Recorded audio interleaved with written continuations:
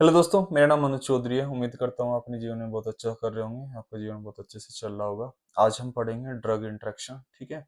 जब कोई पेशेंट कोई दवा लेता है, ठीक है, तो हमारी बॉडी में उसका किसी और के साथ क्या क्या इंटरेक्शन हो सकता है, उसका क्या फायदा और क्या नुकसान हो सकता है। ठीक है। तो होता क्या है, जैसे आपने कोई एक दवा ली, कोई आपने दवा ली, उसके साथ साथ आपने कोई दूसरी दवा ले ली। ठीक है। तो उनमें ना एक कोई केमिकल रिएक्शन होगी हमारी बॉडी में, तो वहाँ पे चांसेस हैं कि हमारा जो फिर ड्रग का जो एब्जॉर्प्शन है, यानी कि हमारे इंटेस्टाइन्स में, आंतों से जब हमारा एब्जॉर्प्शन होता है ब्लड सर्कुलेशन में, वो स्लो डाउन हो जाएगा, स्लो हो जाएगा। ठीक है। दूसरा होता है फूड के साथ। अगर जैसे कि हम कोई खाना खा लेते हैं, उसके बाद दवा ले रहे हैं। ठीक है।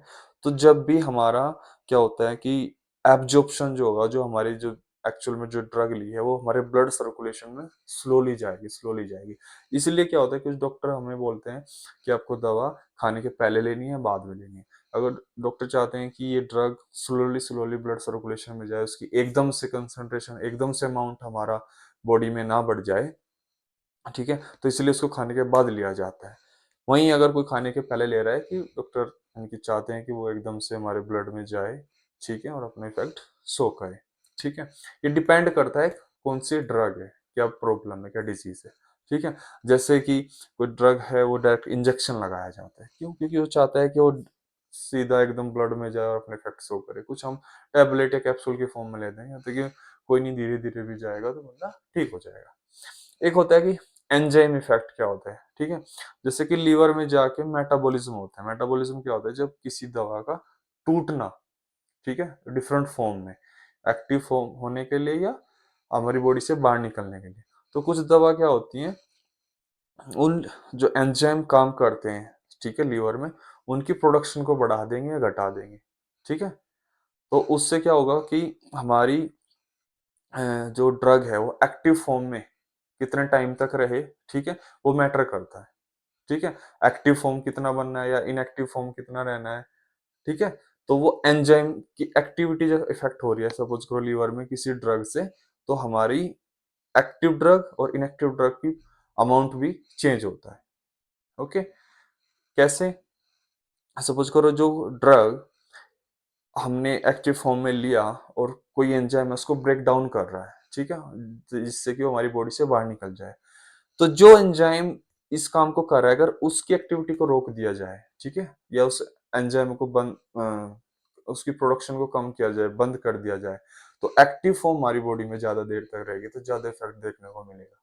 वहीं उसका उल्टा भी हो सकता है। ठीक है। यानी अगर बढ़ा दिया गया, तो वो एक्टिव फॉर्म इनएक्टिव फॉर्म में जो जल्दी कन्वर्ट हो जाएगी हमारी बॉडी से, फिर बाहर निकल जाएगी। ठीक है। तो हमें इफेक्ट देखने को कम मिलेगा। एक होता है एक्सक्रीशन इन यूरिन। ठीक है। सपोज करो आपने दो दवा ली, एक दवा ने किडनी का इफेक्ट बहुत जल्दी फास्ट कर दिया, उसने क्या किया, दूसरी दवा का जो मेडिसिन ली है, वो हमारी बॉडी से फिर बहुत ही स्पीड से बाहर निकल जाएगी। ठीक है। क्योंकि जब वो बाहर निकल किडनी का फंक्शन फास्ट हो गया है, तो एक, यानी कि इसलिए मैंने लिखा है एक्सक्रीशन यूरिन, यानी कि हमारी दवा यूरिन के थ्रू बाहर निकल जाएगी, यानी इफेक्ट, और हमें जो थेरेपेटिक इफेक्ट है, यानी कि जो हमें दवा से कुछ बीमारी को ठीक होना था, ठीक है, वो कम हो जाएगी, इसकी टेंडेंसी कम हो जाएगी। एक होता है रिसेप्टर। रिसेप्टर एक प्रोटीन होते है और एक जगह होती है जहाँ पे कोई ड्रग जाके कंबाइन होती है और अपने इफेक्ट दिखाती है। ठीक है। सपोज करो उस पर कोई दूसरी ड्रग जाके बाइंड हो गई, ठीक है, जो वो भी हो सकती थी वहां पे। ठीक है। तो एक ड्रग की कंसंट्रेशन ज्यादा हो जाएगी फिर, तो उससे क्या होगा, ये कि अगर वो हमें ऐसी रिक्वायरमेंट है तो हमारे लिए बेनिफिशियल है, लेकिन अगर ऐसी रिक्वायरमेंट नहीं है तो वो पॉइजन का काम करेगी। ठीक है। जैसे कि अगर कोई जब पॉइजन वगैरह ले लेता है, ऑर्गेनोफॉस्फेट, जैसे फोस्फोरस, जो पॉइजन होते हैं, तो एक रिसेप्टर होता है, ऐसे मैं जस्ट जनरल बता रहा हूँ। ठीक है। वो उस पे जाके बाइंड हो जाता है, तो हमारे जब बाइंड हो जाते हैं जहाँ पे उसको बाइंड नहीं होना चाहिए, तो एक हमारा केमिकल होता है हमारी बॉडी में,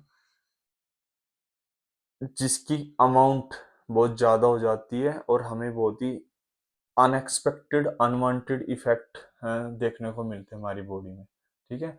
उस केमिकल का नाम होता है एसिटाइल कोलिन। ओके। तो रिसेप्टर पे कब क्या बाइंड हो रहा है, कितने टाइम के लिए बाइंड हो रहा है, उससे हमारा ड्रग इंटरेक्शन होता है, जिससे कि हमें अनवांटेड अनएक्सपेक्टेड इफेक्ट हमारी बॉडी में देखने को मिलते हैं। एक होता है हमारा प्रोटीन बाइंडिंग।